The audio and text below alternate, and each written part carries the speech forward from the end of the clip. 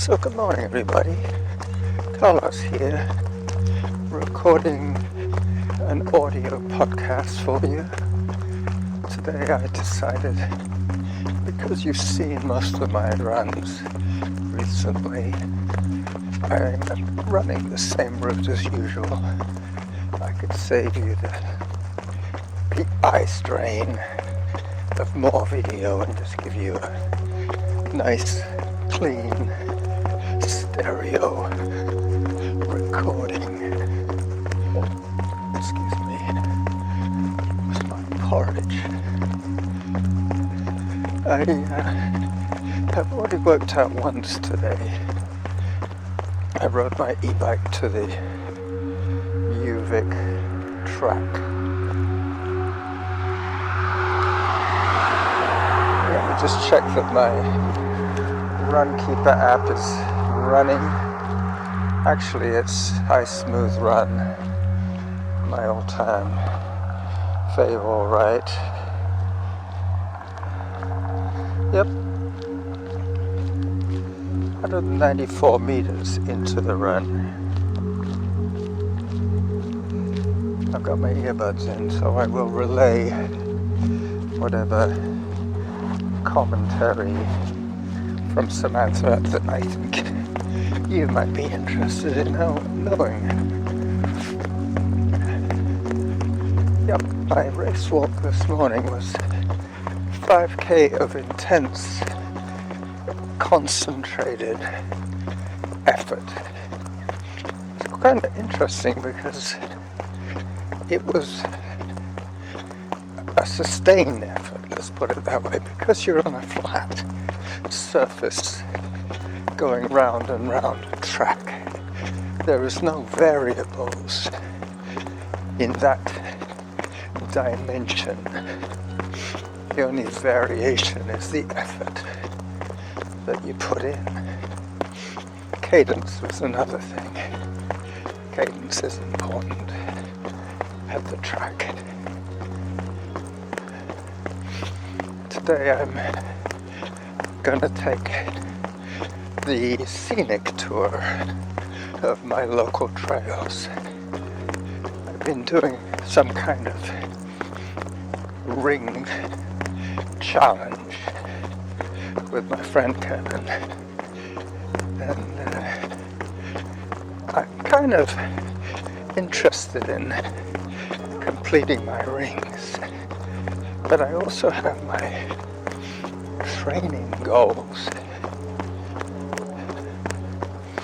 They involve doing my 10 hours of aerobic activities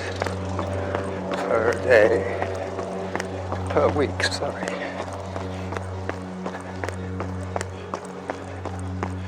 I'm running a little bit fast today, but I'm excited. I had a good session on the track. I did the fastest 5k race walk that I've done in the last 15 years. Literally, that was when I was my fastest as a race walker. As I turn onto Columbia Drive,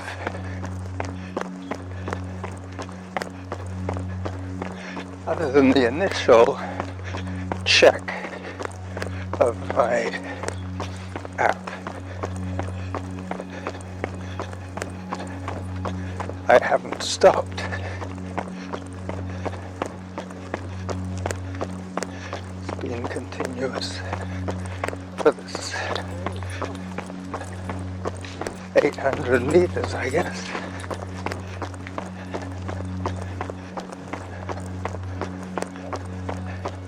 But the interesting thing about race walking is that you can hold your heart rate, which I'm sure is a good way of improving your aerobic capacity. as I turn onto Hawthorne Street from Columbia.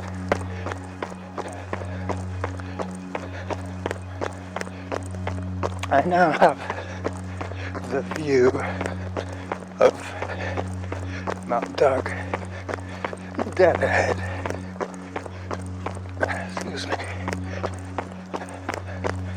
When I got back from the track, I was really hungry. I had burnt a lot of calories on a bowl of porridge.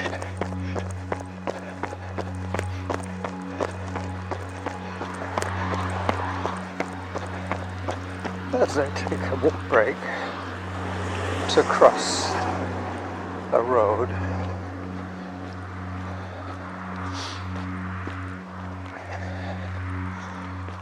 well, I was listening to JD's big fat running journey, and I believe he was recording his penultimate episode of that format.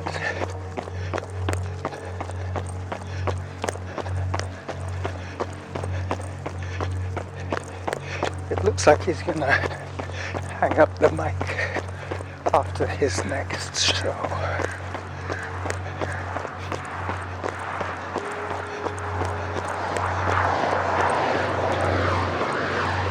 I would be sad to see him go. We've both done a lot of guerrilla podcasting in our time.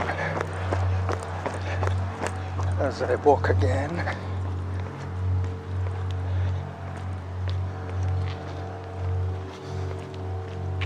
eight minutes, 9 seconds per kilometer at the moment. I've just broken into zone 1. It's going to go up pretty quick now. Yep. Zone 2 as I turn onto Edgemont. Just a thought, if you wanted to follow along, all you have to do is use the map that I will be posting with this episode and go to Google Earth or Street View. I think Street View is probably the best one for this particular project, because I'm going to be announcing the turns as I make them. It's going to be about a 26 minute episode. I think I have a 3.7 kilometer route planned. 3/8 of 24. So somewhere around 28 minutes would be the maximum length of this show. Zone 4.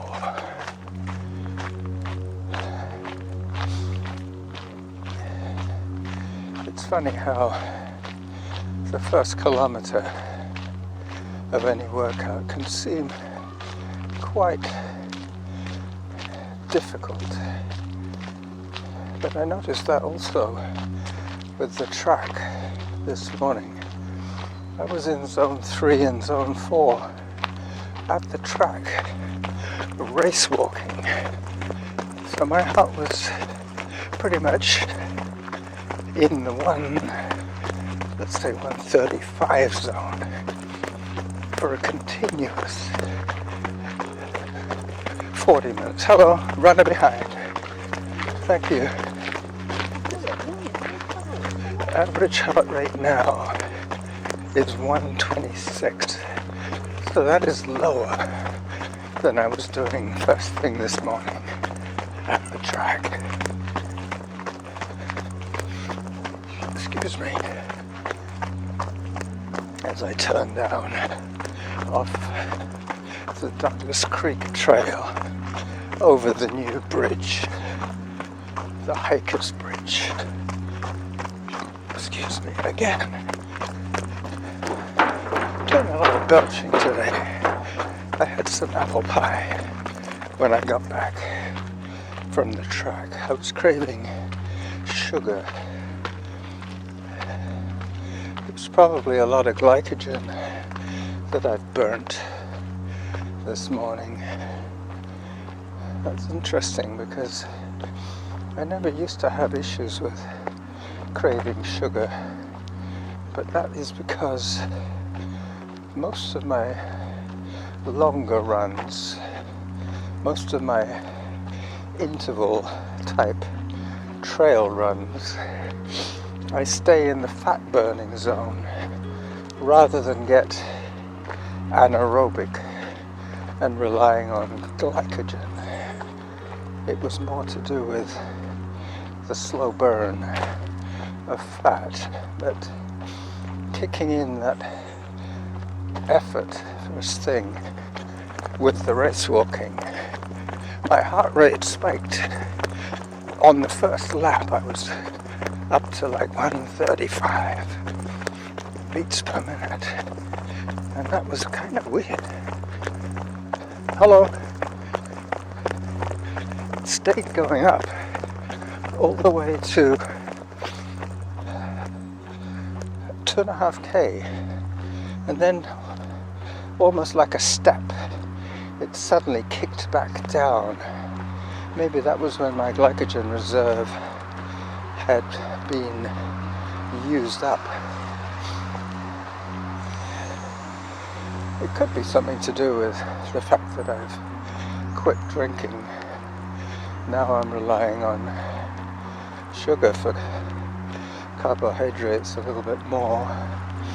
Before I was relying on alcohol for my carbohydrates. Anyway, we'll see how it pans out. I'm just about to cross Cordova Bay Road, going from one section of trail to the next. 1.87 kilometers,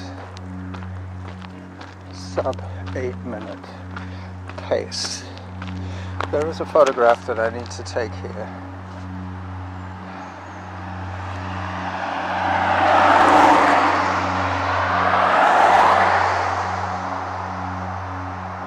Okay, I've taken it. I need a title photograph for this episode, seeing as I don't have a video. I'm using my phone to capture that one image that I need for this production. So now I'm on, I think this is called Todd Trail. Maybe it's still Whitaker. Whitaker heading south. Yep, that's what it is. Pretty soon I'll be on Maddock Trail, which will take me out at Glendenning, and then home on the roads of my neighborhood. Yep, I'm not wearing my new shoes today. I'm wearing my second newest pair, the ones that I was using for race walking I find them very good for race walking, but they were losing some of their cush, some of their comfort.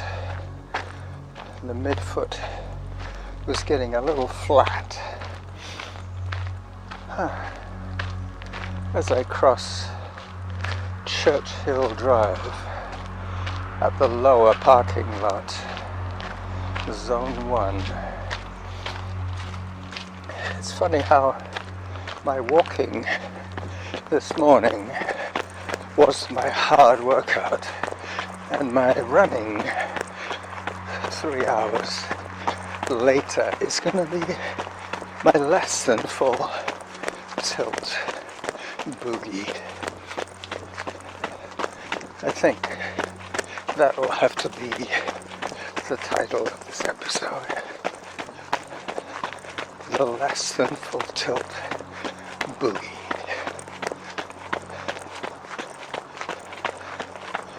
Zone 1 and having fun.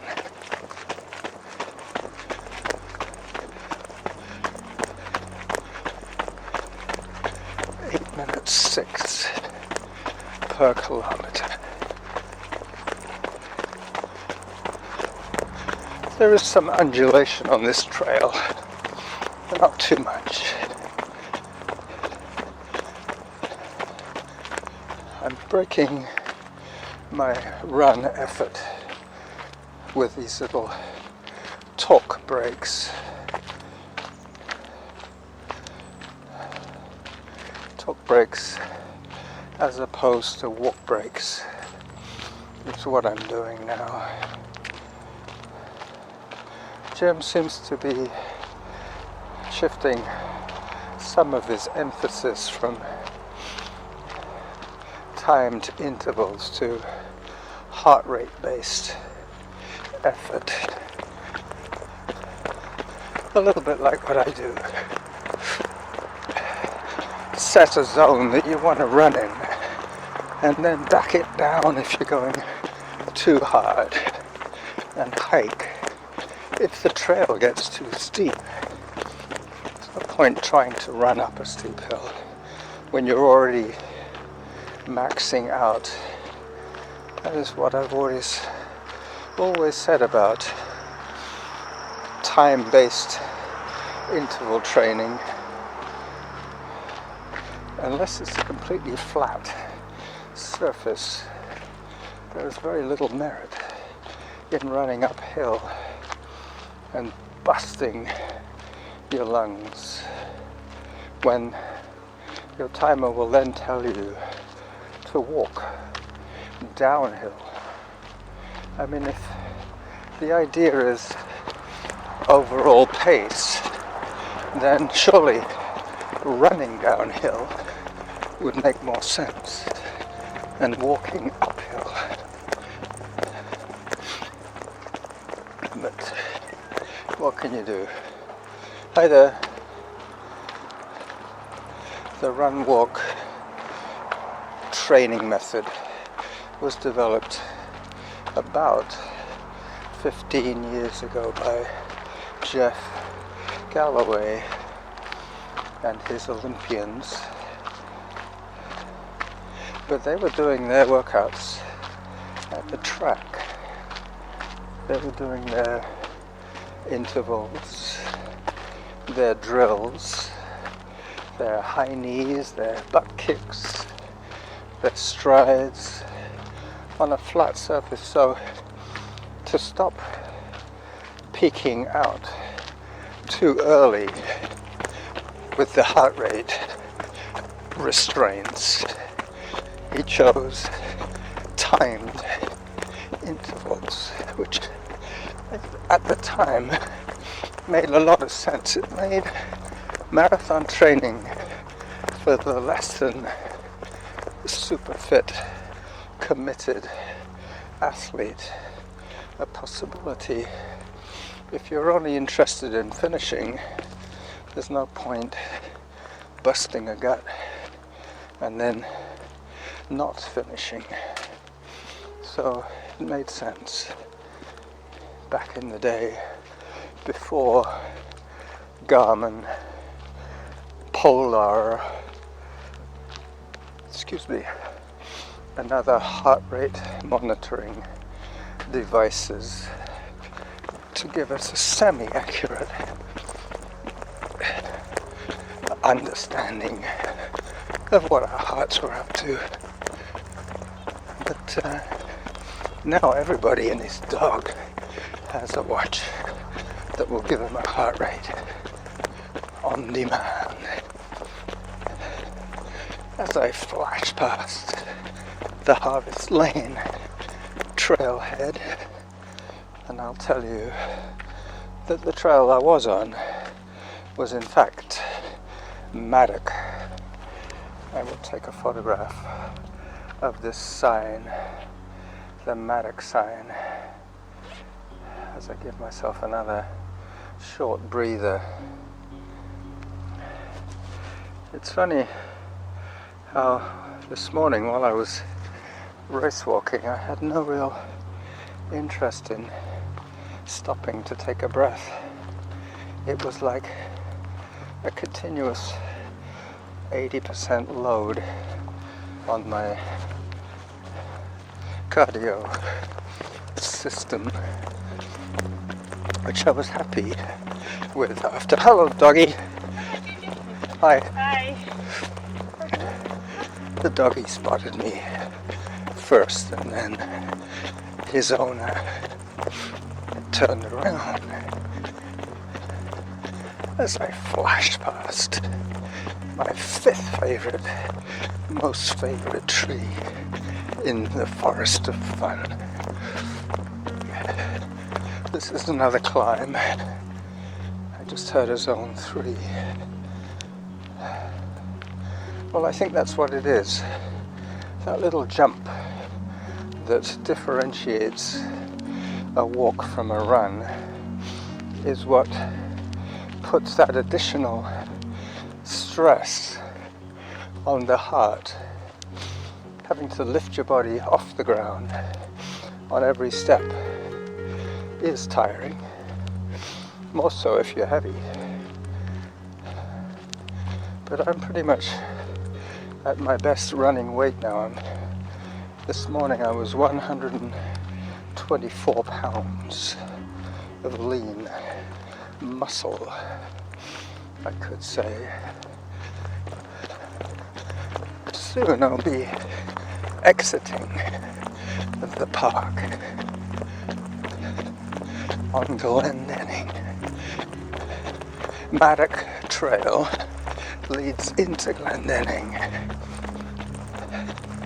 just around here, and then it's downhill all the way home, pretty much. I'll take another walk break. The other thing I've noticed about my tracking apps is it really depends on how often you want your data to be averaged. I'm getting every 3 minutes now, which means I can push into that hurt locker a little bit more if I'm running a zone 3 or 4, because it's not going to tell me quite as often what the average heart rate is. This guy has got 5 dogs. Hello. How many dogs have you got? 4? Huh? How many dogs have you got? 7 today. 7? 7, yes. Wow. I'm always counting. You might end up with a few less. I end up sometimes with more. With more, okay. Have a good run. Yeah, I would rate him as an irresponsible dog handler. He has 7 dogs, and they are spread pretty wide. Anyway, that is one of the reasons this bylaw has been passed. There are certain trails where you can take your dog off leash. This happens to be one of them. But he has to understand that he can't go anywhere in this park anymore with his 7 dogs. They're not all his, obviously. Not unless he's a real dog fanatic. I think he's probably just running it as a small business. 3.23 kilometers, 8.21 per kilometer.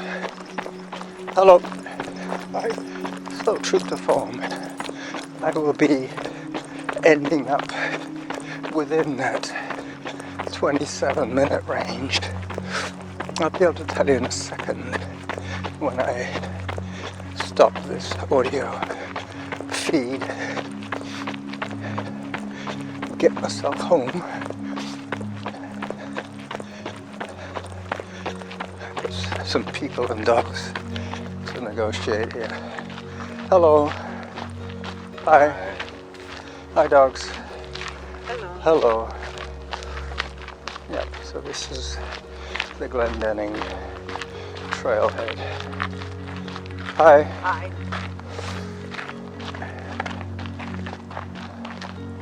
This is where I shall check on my audio.